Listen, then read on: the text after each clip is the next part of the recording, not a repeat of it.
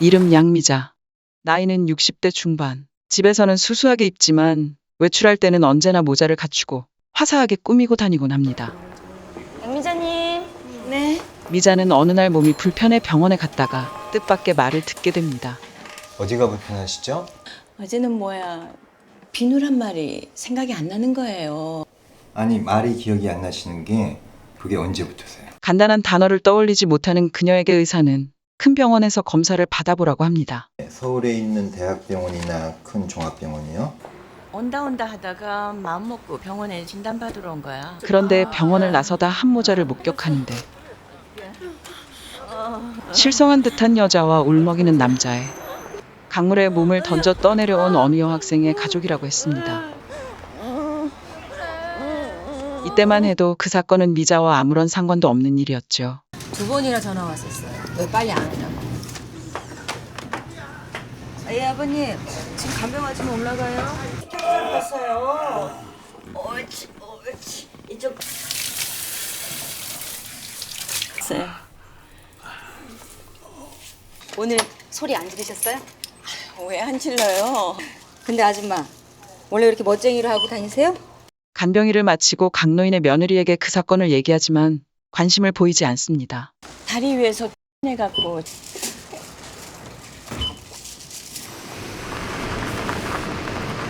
같은 날 집에 가는 길에 우연히 시문학 강좌 포스터가 눈에 띕니다.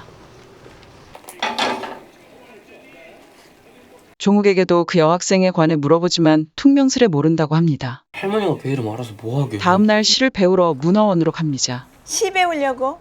알려진 시인인 강사는 시를 쓰는 것은 제대로 보는 것이라면서 수강생들에게 마지막 시간까지 시를 한 편씩 써오라고 합니다. 시를 한 편씩 쓰도록 하세요. 아시겠죠? 난생 처음으로 한번 써보세요. 그날부터 미자는 난생 처음 시를 쓰기 위해 주변을 유심히 관찰하기 시작합니다. 사과나무, 꽃 등등 그동안 무심히 지나쳤던 일상을 주시하며 아름다움을 찾으려 합니다. 그런데 종욱의 친구들이 밤늦게 찾아옵니다. 중에 지금 몇 시인데? 왜 문을 잠갔어? 심각한 표정들에 문까지 걸어 잠그는 게 수상하기만 합니다. 짜증나. 다음 날 미자는 종욱이 친구 기범이의 아빠란 사람의 연락을 받습니다. 여보세요? 기범이 아버지요? 시 배우러 가야 되거든요. 기범이 아빠가 미자를 다른 친구 4명의 아버지들이 모여있는 곳으로 데려갑니다. 저와 같이 하시면 돼요. 하세요. 시 배우고 있어요. 일주일에 2번씩. 시를 왜 배우세요? 시인 되시려고. 시 한 편 쓰는 게 목표예요. 근데 도대체 무슨 일이에요? 그 자리에서 경악스러운 이야기를 듣게 되는데 순창이 아버님이 이 얘기를 시작을 하시죠. 얼마 전 강물에서 건져 올린 여학생 희진이 또래 남학생 6명에게 몇 달간 폭력을 당했고 종욱이 그 중 한 명이라는 것입니다. 그곳은 가해자 가족 대책회의 자리였던 것입니다. 6명이 다 사실이라고. 아버지들은 자기 아이들의 장래를 위해서 하루빨리 희진 엄마와 합의를 해야 한다고 뜻을 모읍니다. 그리고 합의금으로 1인당 500만 원씩 내기로 결정합니다. 1인당 500만 원이죠. 형편이 어려운 미자로선 받아들이기 어려운 일입니다. 미자는 불편한 자리를 피하며 딴청을 부립니다. 저 양반 저기서 뭐 하는 거지? 지금 상황이 뭔 상황인데 저러고 있나 그래? 꽃을 감상하며 메모를 적는 미자를 향해 남자들이 수군댑니다. 생활보호대상자로 보조금 받고 파출받고. 시 쓰고 계지? 피같이 붉은 꽃이라고요. 들어가시죠. 들어가서 식사하셔야죠. 그런데 종욱은 엄청난 죄를 저지르고도 평소와 다름없이 행동합니다. 그런 손자를 보며 미자는 마음속이 착잡하기만 합니다. 다음 날 학교 측에서 가해 학생 부모들을 학교로 불러들입니다. 학교 교감 선생님하고요? 교감 선생님은 사건을 최소화하기 위해 부모들에게 입단속을 당부합니다. 그러니까 여러분들도 절대 말이 새지 않도록 해야 합니다. 그리고 무엇보다 빠른 합의를 강조합니다. 빨리 합의를 봐주셔야 되고요. 합의금 얘기가 나오자 미자는 가시방석에 앉은 것처럼 자리가 불편합니다. 3천만 원을 하기로 했습니다. 합의금은 다 동의를 하신 거죠? 학생은 가족을 만나서 빨리 해결하셔야 합니다. 학교에서 나온 미자가 성당에 들렀을 때 희진을 추모하는 미사가 열리고 있습니다. 사진으로 희진의 얼굴을 처음 본 미자는 죄책감에 괴로워합니다.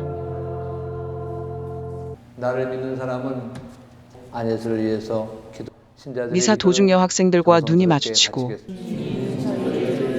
위로와 평화를 이 모든 도망치듯 나가다 말고 희진의 사진을 몰래 가져갑니다.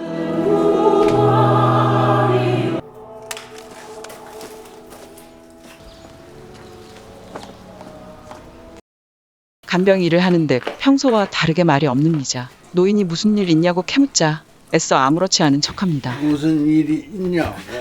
아무 일 없어요. 하지만 샤워를 하면서 서러운 울음을 토해냅니다.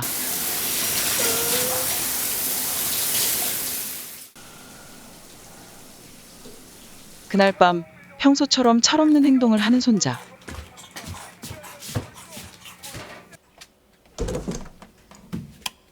일어나. 미자는 참다 못해 결국 할머니가 폭발하고 할 말이 맙니다. 있어. 일어나. 왜 그랬어?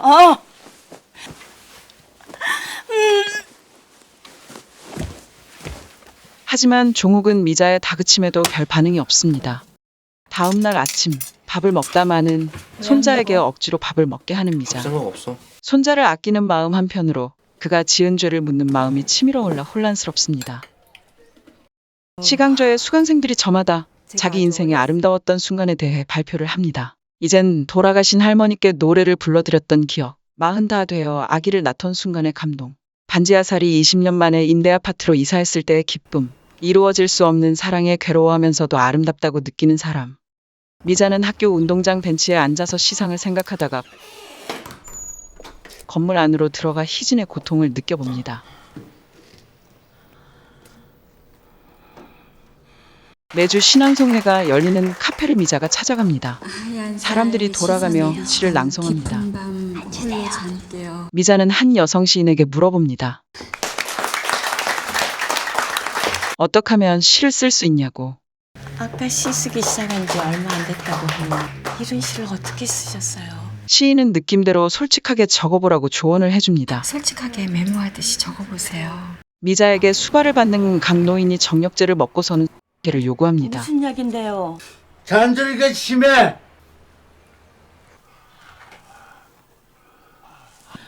사람을 어떻게 보고 이러시는 거예요? 미자는 크게 화를 내며 박차고 나와버립니다. 미자는 결국 알츠하이머 진단을 받게 됩니다.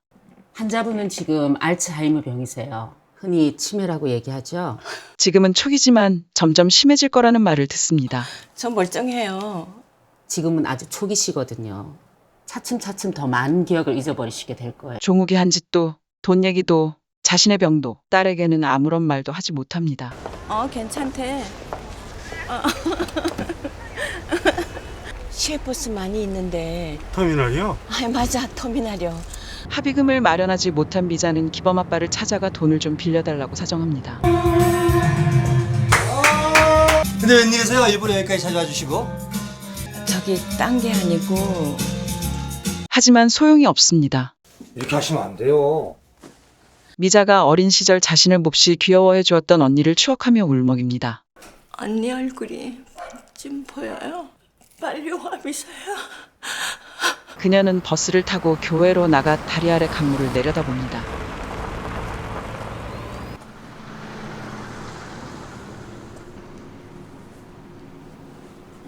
그리고 둔치에 앉아 쉬는 한 줄도 못 쓰고 한참이나 비를 맞다가 되돌아옵니다.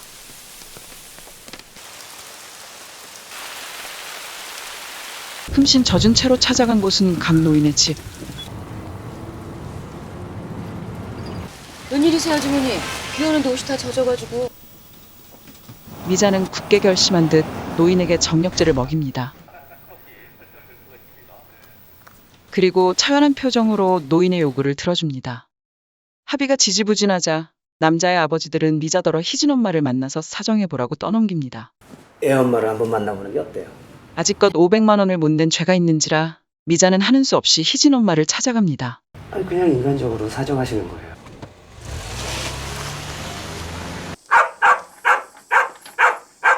빈집에 걸려있는 희진의 사진에 다시 눈길이 머물고 한참 떨어진 밭으로 희진 엄마를 만나러 가는 길.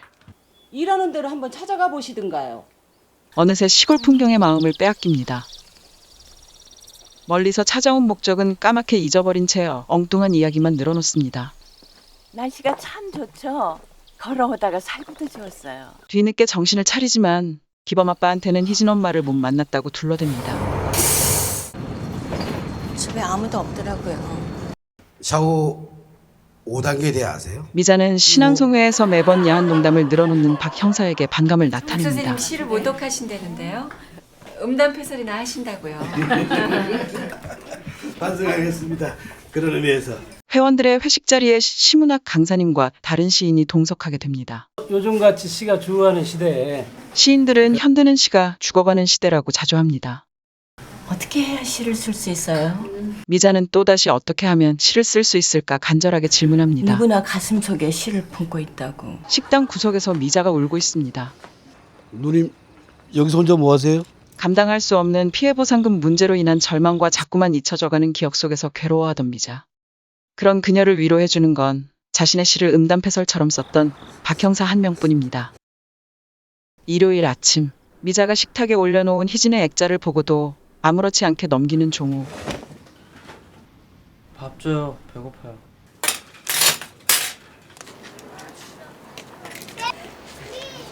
신문기자가 가해자 가족과 희진 엄마의 만남을 주선해서 합의의 자리가 만들어집니다.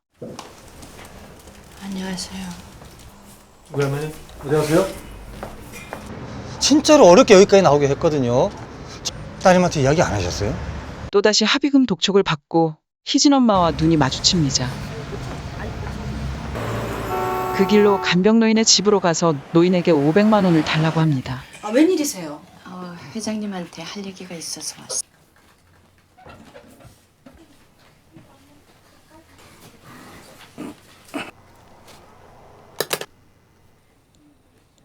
뭐라고 생각하셔도 좋아요. 노인에게 받아낸 돈을 기범 아버지에게 건네므로써 사건은 매듭이 지어집니다. 이제 이대로 다 끝난 건가요? 하지만 누군가 경찰에 고발하면 얘기가 달라집니다. 누가 경찰에 고발하면 수사를 해야 되니? 그들과 헤어지고 곧바로 종욱을 찾아간 미자는 손자에게 피자를 사 먹습니다.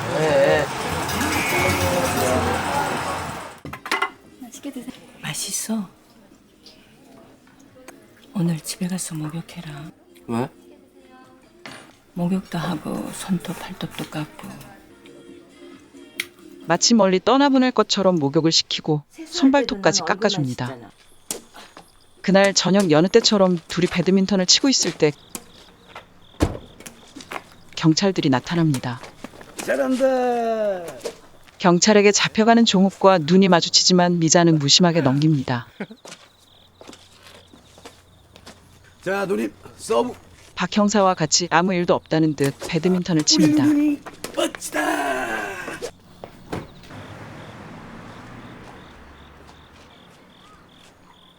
손자가 떠나간 날 밤 홀로 미자는 마침내 긴 숨을 토하듯 시를 써내려갑니다. 다음 날 시강좌 마지막 시간, 미자는 꽃다발과 자작시 한 편을 남겨놓고 나타나지 않습니다. 양미자 씨요? 시도 쓰셨네? 시 쓰신 분? 쓰신 분 아무도 없어요? 시의 제목은 숨진 희진의 세례명을 딴 아니스의 노래. 시는 미자의 노래인 듯 희진의 노래인 듯 두 사람의 목소리로 차례로 이어집니다. 그곳은 어떤가요? 얼마나 적막하나요? 저녁이면 여전히 노을이 지고 숲으로 가는 새들의 노래소리 들리나요? 차마 붙이지 못한 편지 당신이 받아볼 수 있나요? 하지 못한 고백 전할 수 있나요? 서러운 내 발목에 입 맞추는 풀잎 하나, 나를 따라온 작은 발자국에게도 작별을 할 시간. 이제 어둠이 오면 다시 촛불이 켜질까요? 나는 기도합니다.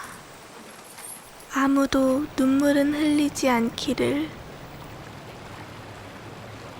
내가 얼마나 간절히 사랑했는지 당신이 알아주기를.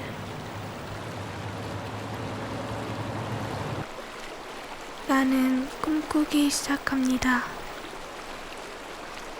어느 햇빛 맑은 아침, 다시 깨어나 부신 눈으로 머리맡에선 당신을 만날 수 있기를.